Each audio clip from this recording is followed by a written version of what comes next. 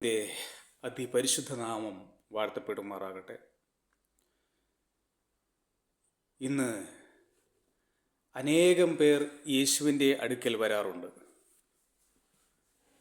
ഒന്ന് രോഗത്താൽ വലയുമ്പോഴും, സുഖമില്ലാതെ ഇരിക്കുമ്പോഴും, ജോലിയില്ലാതെ ഇരിക്കുമ്പോഴും, പട്ടിണിയാണെങ്കിലും അവശതനാണെങ്കിലും, അങ്ങനെ പല കാരണത്താൽ പല ആൾക്കാരും ഓരോരുത്തരും തന്നെ യേശുവിൻ്റെ അടുക്കൽ വരാറുണ്ട്. യേശു ഈ ലോകത്തിൽ ഉണ്ടായ സമയം മുതൽ അനേകം പേർ യേശുവിൻ്റെ അടുക്കൽ വന്നിട്ടുണ്ട്. കുഷ്ഠരോഗികൾ വന്നിട്ടുണ്ട്, മരിച്ചവരെ ഉയർപ്പിക്കണമെന്ന് പറഞ്ഞിട്ടുണ്ട്, പനി ബാധിച്ചവരെ സുഖപ്പെടുത്തണമെന്ന് പറഞ്ഞിട്ടുണ്ട്.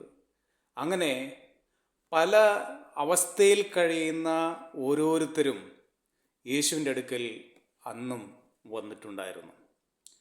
അപ്പോഴൊക്കെ യേശുവിൻ്റെ അടുത്ത് നിന്ന് സകലർക്കും എല്ലാം കിട്ടണം എന്ന് വിചാരിച്ച് വരുന്നവരാണ്.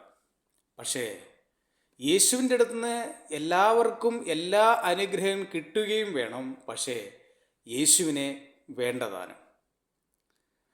ആ യേശുവിനെ നാം മുറുകെ പിടിക്കേണ്ടത് ആവശ്യമാണ്. കാരണം ഇന്ന് നമുക്ക് തരുന്ന ഉപകാരങ്ങൾ, നമുക്ക് ഒരാൾ നന്മ ചെയ്താൽ അവരൊരിക്കലും നാം മറക്കരുത്.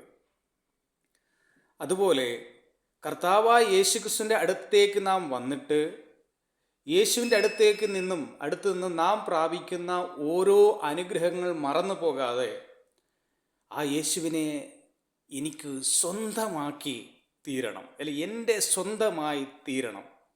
അത് എങ്ങനെയാണ്?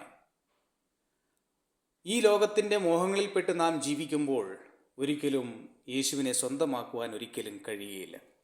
കാരണം യേശുവിനെ തള്ളിപ്പറയുന്നവർ ആണ് ഈ ലോകത്തിലുള്ള ഭൂരിഭാഗവും ആൾക്കാരും. കാരണം യേശു ഈ ലോകത്തിലേക്ക് വന്ന് തന്നെ ഒരിക്കലും ക്രിസ്തു മതം ഉണ്ടാക്കുവാൻ വേണ്ടി അല്ല. അങ്ങനെ ബൈബിൾ എവിടെയും പറഞ്ഞിട്ടില്ല. ഞാൻ ക്രിസ്തു മതം ഉണ്ടാക്കുവാനാണെന്ന് ഒരിക്കലും പറഞ്ഞുകൊണ്ട് യേശു ഈ ലോകത്തിലേക്ക് വന്നിട്ടില്ല. യേശു ക്രിസ്തു പറഞ്ഞിരിക്കുന്നതിന് ഞാൻ പാപികളെ വിളിപ്പാൻ വേണ്ടി മാത്രമാണ് ഈ ലോകത്തിലേക്ക് വന്നത്. ചിലർ ബൈബിൾ എടുത്തു കഴിഞ്ഞാൽ അല്ല ബൈബിൾ തൊട്ടാൽ പറയും ഞാൻ ക്രിസ്ത്യാനിയായി പോകും എന്നും പറയാറുണ്ട്. അങ്ങനെ ഒരു കാര്യവും ഒരു സംഭവവും അങ്ങനെ ബൈബിൾ എഴുതിയിട്ടും ഇല്ല. ദൈവം മനുഷ്യർക്ക് കൊടുക്കുവാൻ വേണ്ടി, മനുഷ്യൻ അറിയുവാൻ വേണ്ടി ദൈവം തൻ്റെ പരിശുദ്ധാത്മാ നിയോഗപ്രയോഗം മാത്രം എഴുതി വച്ച പുസ്തകമാണ് സത്യവേദ പുസ്തകം, അല്ലെങ്കിൽ നാം കാണുന്ന ബൈബിൾ. ഇതിൽ റോമർക്ക് എഴുതിയ ലേഖനം 10-ാം അധ്യായം 9 മുതൽ താഴോട്ട് നാം വായിക്കുമ്പോൾ ആ യേശുവിനെ എങ്ങനെയാണ് നാം സ്വന്തമാക്കേണ്ടത് എന്ന് വളരെ വ്യക്തമായിട്ട് പറയുന്നുണ്ട്. ഇത് കേൾക്കുന്ന എൻ്റെ പ്രിയപ്പെട്ടവരെ, നാം ഒരിക്കലും ചതിയിൽപ്പെട്ടു പോകരുത്. നാം കേൾക്കുന്ന വചനങ്ങൾ ഇങ്ങനെ തന്നെയാണോ എന്ന് ദിനംപ്രതി നാം പരിശോധിക്കണം. കാരണം ഈ ലോകത്തിൽ ഒറിജിനലിനേക്കാളും അതുപോലെ ഡ്യൂപ്ലിക്കേറ്റും ഉണ്ടെന്ന് നാം തിരിച്ചറിയണം.